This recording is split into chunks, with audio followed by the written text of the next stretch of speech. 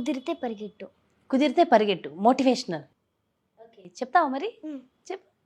కుదిరితే పరిగెట్టు, లేకపోతే నడు, అది చేత కాకపోతే పాకుతూ పో, అంతేగాని ఒకే చోట అలా కదలకుండా ఉండిపోకు.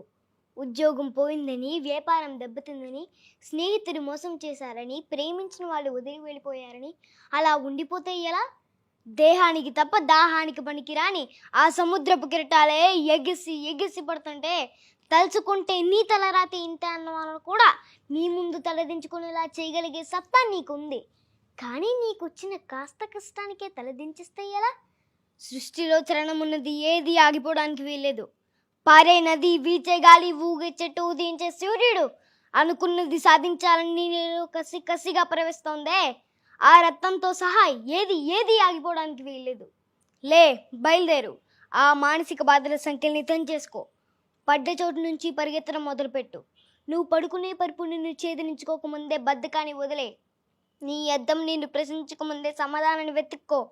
నీ నీడ నిన్ను వదిలేయకముందే వెలుగులోకి వచ్చాయి. మళ్ళీ చెబుతున్నా, కన్నీరు కాలుస్తే కాదు, చెమట చుక్క చిందిస్తేనే చరిత్ర రాయగలమని తెలుసుకో. ఇవి చదివితే పదాలు మాత్రమే, ఆచరిస్తే అస్త్రాలు. ఓహో, అసలు ఏమన్నా మోటివేషన్ అమ్మా, ఇంత సూపర్. అంటే నువ్వు చెప్తూ ఉంటే నిజంగానే చెప్తున్నా, నువ్వు తల్లిదండ్రుల గురించి చెప్తుంటేనేమో ఆ భక్తి, ఆ ప్రేమ, ఆ ఆప్యాయత తెలుస్తుంది. మోటివేషన్ డైలాగ్ చెప్తుంటేనేమో అసలు ఎంత మోటివేట్ అవుతున్నాం తెలుసా. సూపర్. మరి చిరంజీవి డైలాగ్ కానీ, పవన్ కళ్యాణ్ గారి డైలాగ్ ఏమన్నా చెప్తావా? సరే చెప్. రోజంతా పనిచేసి ఇంటికి రాగానే మనం చేసే మొట్టమొదటి పని టీవీ ముందు కూర్చోడం. అలాగే ఏ పని పాటు లేకుండా ఖాళీగా ఉన్నవాడు కూడా చేసే పని టీవీ ముందు కూర్చోడమే. ఎందుకంటే ప్రపంచంలో ఉన్న విషయాలని మనం తెలుసుకోవాలి. తెలుసుకుని ఏం చేస్తున్నాం? సొల్లు మీటింగ్లు పెట్టి ఎదవసాలు నడుస్తున్నాం. రూపాయి సంపాదన లేనాడు కూడా ప్రధానమంత్రి తన క్యాబినెట్లో ఏ నిర్ణయాలు తీసుకుంటే దేశానికి మంచిదో చెప్పేస్తుంటాడు. జీవితంలో ఎప్పుడు క్రికెట్ బ్యాట్ పట్టుకోలేనాడు కూడా సచిన్ టెండూల్కర్ ఏ ఓవర్లో ఏ బాల్కి ఏ షాట్ కొట్టాలో కూడా చెప్పేస్తుంటాడు. సాయంత్రం అయితే చాలు, లుంగీ లెగ్గెట్టుకుని అరుగుల మీద కూర్చొని ఐక్యరాజ్య సమితిలో ఏ నిర్ణయాలు తీసుకుంటే ఏ దేశానికి మంచిది, పెరుగుకి ఇది మంచిది, క్యూబాకి అది మంచిది అని అక్కడే చెప్పేస్తుంటాడు. ఇప్పుడు బరాక్ ఒబామాకు కూడా అంత సీన్ లేదని ఈజీగా తేల్చి పారేస్తుంటాడు. సొల్లు ఎదవ సొల్లు కబుర్లు. చిన్నప్పుడు మనకమ్మ గోరి ముద్దలు తినిపిస్తున్నట్టు ఉన్న టీవీ ఛానల్స్ అన్నీ ప్రపంచంలో జరిగే అన్యాయాన్ని కళ్ళ కట్టినట్టు చూపిస్తున్నాయి. అది చూసి మనం ఏం చేస్తున్నాం? కాసేపు దేశాన్ని తిట్టుకుంటున్నాం, నాయకులు తిట్టుకున్నాం, ప్రభుత్వాన్ని తిట్టుకున్నాం. అసలు ఎవరికి సోషల్ రెస్పాన్సిబిలిటీ అనేది లేకుండా పోయిందని చెప్పి తెగ నొక్కేసుకుంటున్నాం, గిండేసుకుంటున్నాం, పిసికేసుకుంటున్నాం. ఇప్పుడు మనం తెలుసుకోవాల్సిన విషయం ఏంటంటే, సామాజిక బాధ్యత కంటే కూడా ముఖ్యమైనది వ్యక్తిగత బాధ్యత. నువ్వు బాగుంటే దేశం బాగుంటుంది. అయినా నేను ఇక్కడికి వచ్చింది మీటింగ్లు పెట్టి మిమ్మల్ని ఎడ్యుకేట్ చేయడానికి కాదు. నాకంత ఓపిక లేదు, ఇంట్రెస్ట్ లేదు.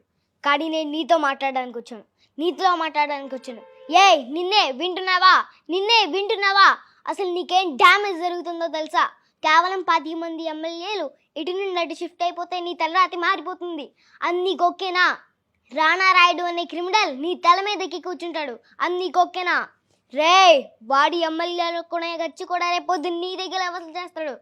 నీ పెట్రోల్ పెరిగిపోద్ది, కందిపప్పు పెరిగిపోద్ది, పిల్లల స్కూల్ ఫీజులు పెరిగిపోతాయి, బస్ ఛార్జీలు పెరిగిపోతాయి. ఆడికి దోళ కుర్చీ ఎక్కిందంటే నీకు దోళ తెరిపోద్ది. అది నీకు ఓకేనా? Problem solve చేసుకోవా? టైం లేదా నీకు? టైం లేదా? నీకు ఇష్టమైన లేడని నీ ఊరొస్తే రోజంతా ఆయనలోనే పడతావు. నీ 11కు ఫోన్ చేస్తావు, గంటలు పాది దగ్గర వెయిట్ చేస్తావు. కొత్త సినిమా రిలీజ్ అయితే తెల్లవారుజామున 5 గంటలకల్లా క్యూలో నుంచి ఉంటావే. నీకు ఇష్టమైన ఈ రోజు మా 10 సార్లు 20 సార్లు తోస్తావు. దానికి మాత్రం టైం ఉంటుంది. దీని టైం లేదు కదా, దీని టైం లేదు. ఒక్క మ్యాట్ని వదిలేసిరా, ఒక్క మ్యాట్ని. ఇక్కడ పని అయిపోద్ది. ఒక్క మ్యాట్ని. నీకు హీరో కావాలా? నువ్వు హీరో కాదా? నీ ఇంటికి నువ్వే కదరా హీరో. మరి నీ ఇంటి కోసం నువ్వేం చేస్తున్నావు? నీ ఇంటి కోసం? నువ్వు యూత్వా? ఎముకలు కుళ్ళిన వయసులు మళ్ళీ సోమరులారా చావండి అని శ్రీశ్రీ తిట్టిన నిన్నే దేవుడా రక్షించు నా దేశాన్ని అని తలకి ఏడిచాడ్రా. తెలుసా నీకు ఆ సంగతి? నువ్వు ఇలా ఉంటే దేవుడేం చేస్తాడ్రా? వాడిని ఆపడానికి నేను వెళ్తున్నా. రేపు నువ్వు హైదరాబాద్ వస్తున్నావు, మనిద్దరం కలిసి వెళ్తున్నాం.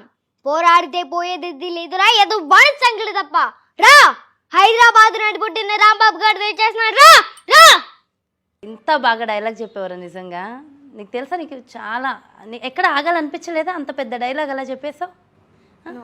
నీకు అంటే బ్రీతింగ్ ఎక్సర్సైజెస్ అవి ఏమైనా చేస్తావా? లేదు. లేదు. సో డైలాగ్ ప్రాక్టీస్ చేయడంతో నీకు అలా వెళ్ళిపోయింది. వాటర్ తాగాలనిపించిందా?